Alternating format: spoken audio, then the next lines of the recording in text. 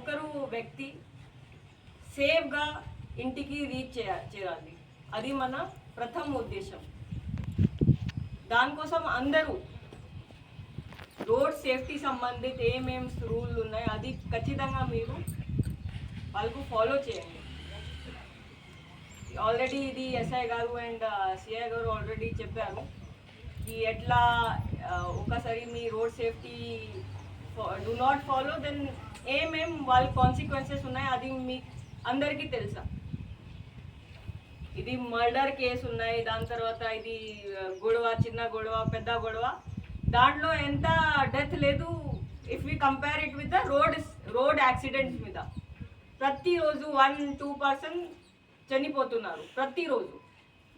And very important thing, వాళ్ళు road safety rules they are not following. So దానికోసం first is ప్రతి time మీరు whenever మీ ఇది 2-వీలర్ యూజ్ చేస్తున్నారు ప్రతి టైం మీరు హెల్మెట్ యూజ్ చేయండి.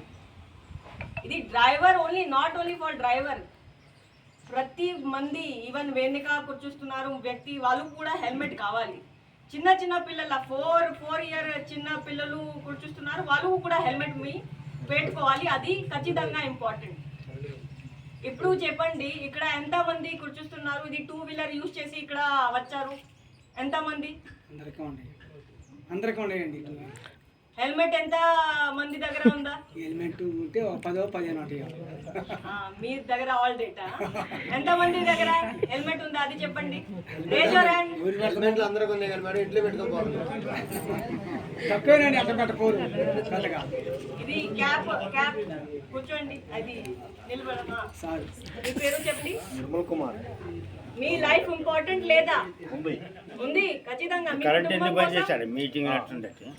మీ కుటుంబం కోసం కూడా ఇంపార్టెంట్. మీ పిల్లల కోసం, మీ వైఫ్ కోసం, అందరి కోసం మీరు లైఫ్ బాగా ఇంపార్టెంట్. మీ కైండ్లీ ఈ రోజు ఓకే మీ ఇక్కడ పార్టిసిపేట్ చేస్తున్నారు అది కూడా very important. But kindly next time నుంచి ఖచ్చితంగా మీ హెల్మెట్ ప్రతి టైం మీ 2-వీలర్ ఇది యూజ్ చేస్తున్న ప్రతి టైం మీరు కైండ్లీ